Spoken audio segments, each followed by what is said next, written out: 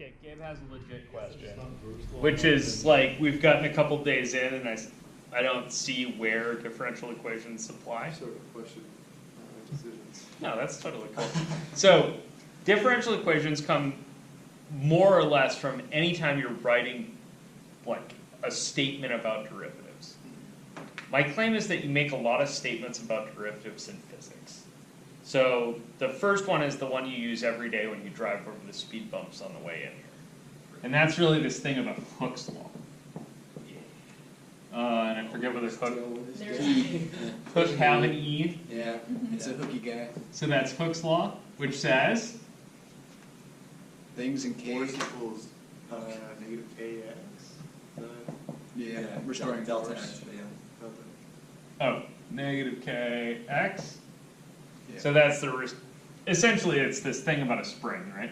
So you have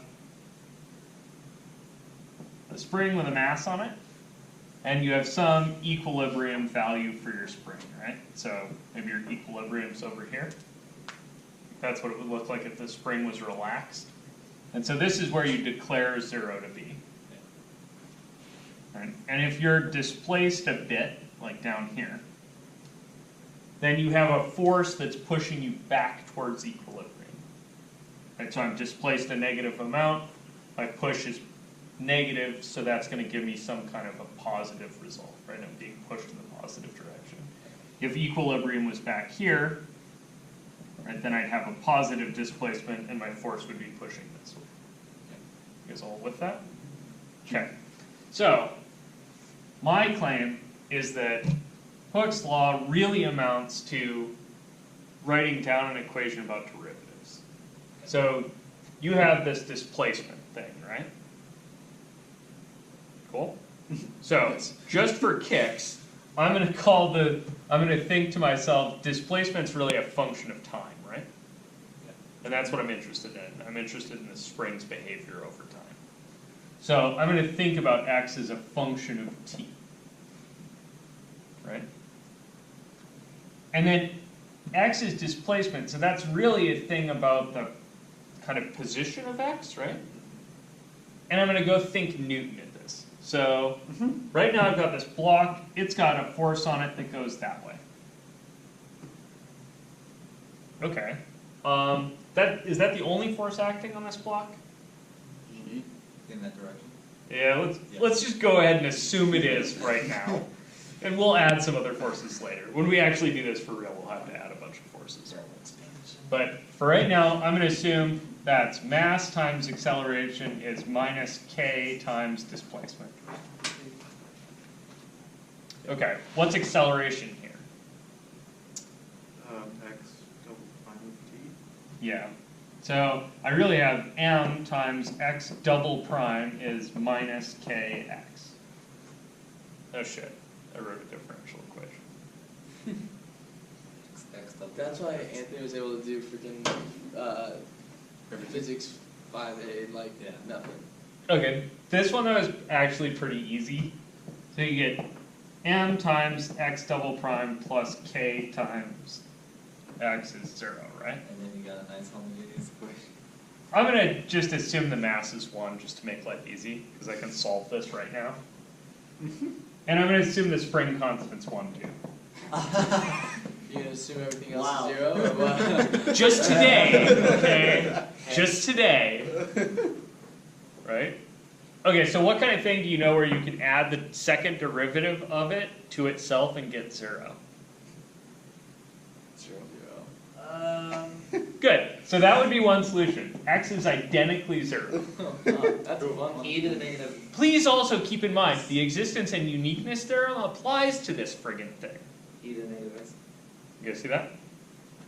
The existence and uniqueness theorem here is really about the x partial of minus x and the function minus x. Right. So I have here one solution. X is identically 0. So if you put the block where it's not displaced, it will stay there. Wow. Yay! This is not a huge surprise particularly. So the other solutions that you guys are failing to eyeball? are x is cosine t, I was gonna say it's And- two things. x is sine t, Oh. which is why springs oscillate. Interesting. Wait, hold on, why is that? Why is The that? second derivative Ne- cosine It's is the negative negative cosine. whatever it is. Do you want the right way? So the right way is to look at this and think to yourself, maybe x is e to the rt, Oh god, this again. and then x prime would be r e to the rt, and x double prime would be r squared e to the rt. So you'd sub these in here, you get Yeah, I hate r squared plus 1 times e to the rt is 0. naturally. So of course, r is plus or minus I, and as we all know, you guys pushed me out a couple of days. And then you give you Euler's identity. Yeah. So again, not particularly hard, but just a couple of days in the future. Oh, this. Yeah. Yeah. Yeah.